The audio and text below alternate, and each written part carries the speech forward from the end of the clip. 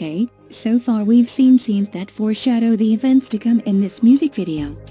The most significant one is Olivia, alone in the woods, and the screen turning red.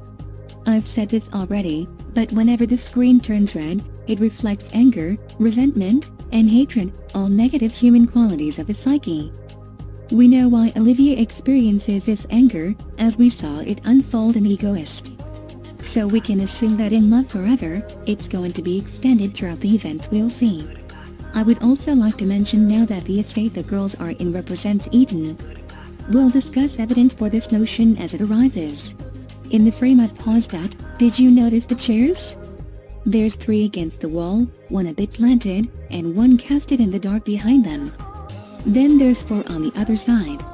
This alludes to the parallels between 1/3 and the YY by Y girls.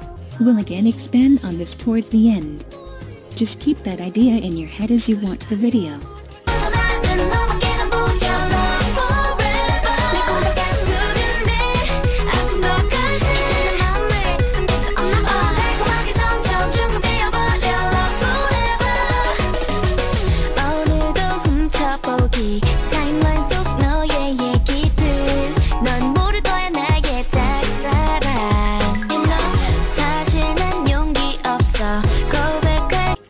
As we saw, the Eden girls, here in Eden, were held to a certain standard. Of course the beautiful mansion is a haven, a paradise even, for the girls, but it is a place where the girls are directed and monitored against their free will. And as we know, free will and thought is everything to the Eden girls. We saw as Eve was reprimanded for the dirty sock, meaning she had done something against the headmistress's command. Wow! That sounds familiar. Eve disobeying the commandments of a higher power. Interesting. This clearly alludes to the story of Adam and Eve, and how Eve dabbled with the serpent, representing evil, when it was God's only rule in the Garden of Eden. So clearly the headmistress is supposed to represent God, the person who designed us and supposedly laid out our destiny and fate. And we know Eve. She's the girl that literally asked if it was really a bad thing to disobey God, and decided to stand against the fate already decided for her. So we know that she's plotting to sin and be exiled from Eden, in pursuit of gaining self-knowledge and love. So this isn't really a surprise. To seeing this unfold, however, is important. Since she wants to copy Eve's every move, when she sees this, it will influence her decision to sin and be exiled greatly.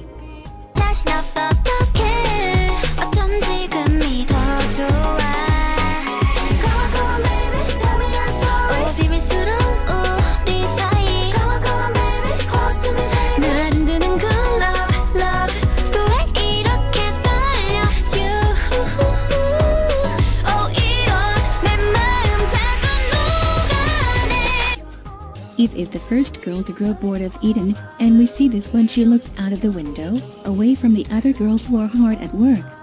We talked about the symbolism of windows in one and only, but the same connotation is applicable here. Windows let in light, which is enlightenment, knowledge, and understanding of something. When one opens a window and looks out of it, they have a clear view of the outside world. The outside world, the woods beyond this haven of Eden, is desirable to Eve. Not only will she be able to roam free, dress herself, and not have to live to certain standards, but she will also be given the gift of greater knowledge and self-awareness, which will bring about a positive self-image and regard. Eve then sneaks away, and goes to a locked door, unlocking it. This is the door out of Eden, and leads to a place she wants to explore and reside in. Doors represent a divide between good and evil, a divide between one world and another, and a transition of life. Since Eve unlocked the door, it suggests that what waits on the other side was forbidden. Adam and Eve were told by God that the Garden of Eden was a paradise, and will keep them safe. Why would they ever want to leave it? They never were intended to. What lied beyond the garden was a life of hard work, labor, hunger, and harsh reality after humans had fallen to sin. The same is for Eden. What lies beyond the school is a harsh world, a place one should only enter with a healthy mindset of self-love, or else they could get caught up in it. Eve wants to defy the headmistress, or God, and show him that her fate rests in her hands. She will do as she pleases, and not even the locked door can stop her. She will enter the Looniverse and shape it with her own organic thought and love.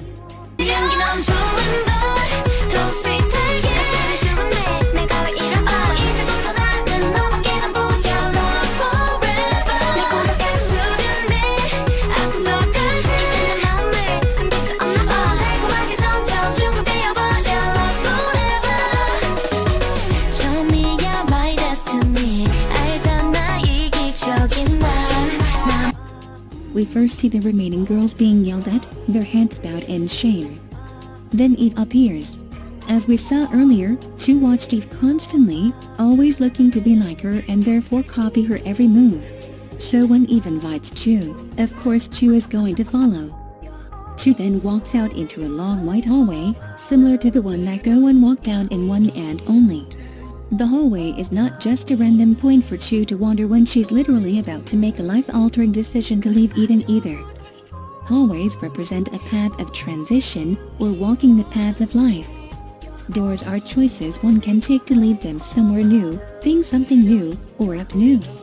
Chu chooses the door that Eve is in, indicating that she will 1. Always choose Eve, and 2. Her fate lies in leaving Eden and pursuing the same as the girl she admires and idolizes.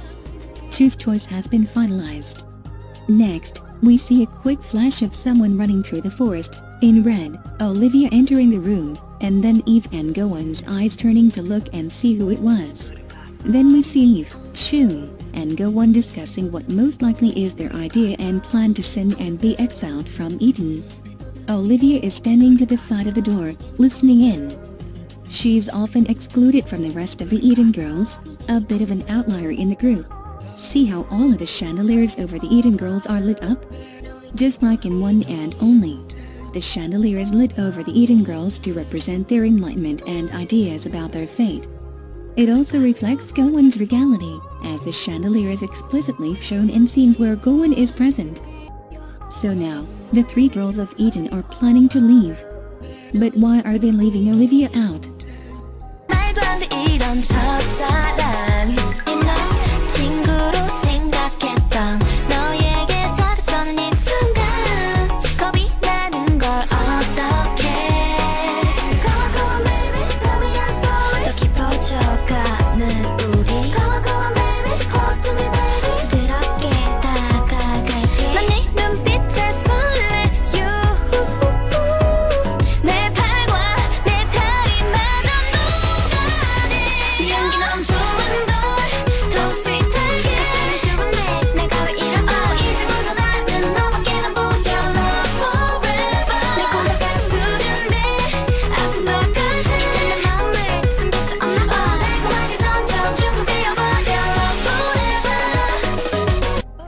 Roses? Why are they eating roses? It isn't just for the aesthetics of the video. The rose is a symbol of passion, heavenly perfection, virginity, and life and death. The rose is a symbol of Aphrodite, as I mentioned in Heart Attack, but it also is a symbol of the blood of Christ. Legend states that the rose grew in the Garden of Eden without thorns, but after the fall of man and the beginning of original sin, the rose became an earthly plant, and the thorns appeared as a reminder of man's sins and fall from grace. Not to mention, the apple, cherry, plum, and strawberry are all members of the same plant family as the rose. Only Go-won's fruit, the pineapple, is different. The rose garden is a symbol of paradise, or the Garden of Eden, and the thorns of a rose were thought to represent suffering and sacrifice, as well as the sins of the fall from Eden. It is also a symbol of martyrdom. A martyr is someone who is killed for their beliefs.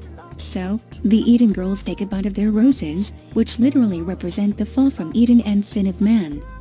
It's not a coincidence.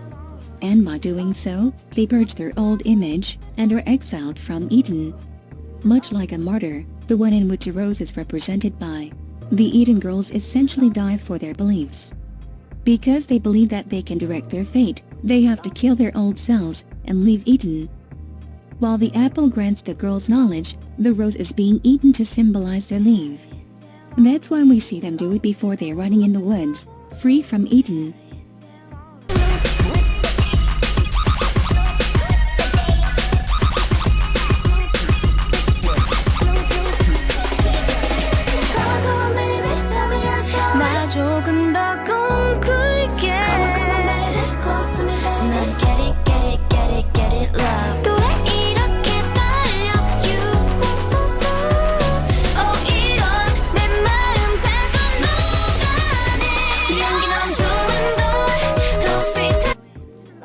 keep seeing flashes of the girls, and then they disappear.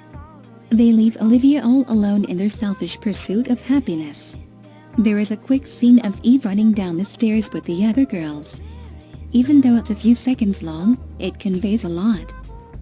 When one ascends stairs, it leads to heaven or enlightenment, like how it did for Olivia in Egoist.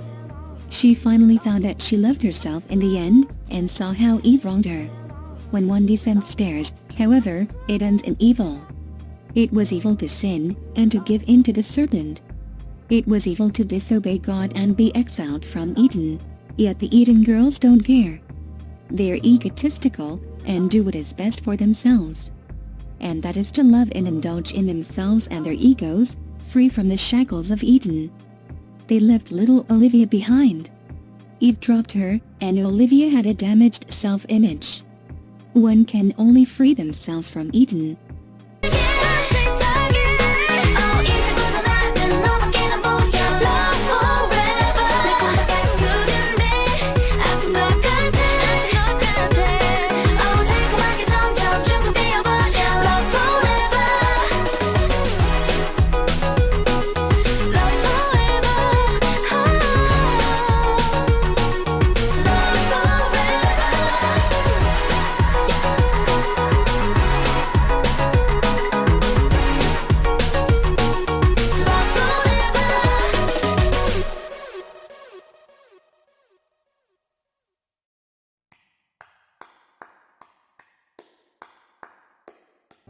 Olivia is the only one left in Eden. Because it's up to her to free herself from here and forget the other girls who wronged her by leaving her alone, she's angry. It really isn't anyone else's fault. Of course the other girls were wrong for excluding her, but what else could they do? Olivia hadn't fully committed to herself or loved herself, and that is the first rule of leaving Eden. You must be ready to face reality, no matter how harsh, and be ready to change your fate. And if you aren't, then you'll get left behind. The headmistress, or God, is pleased with Olivia because she did not leave. But what good is the praise if Olivia herself feels angry, upset, and frustrated? It is hard to love oneself when we have underlying issues arising, ones that mess with our growth.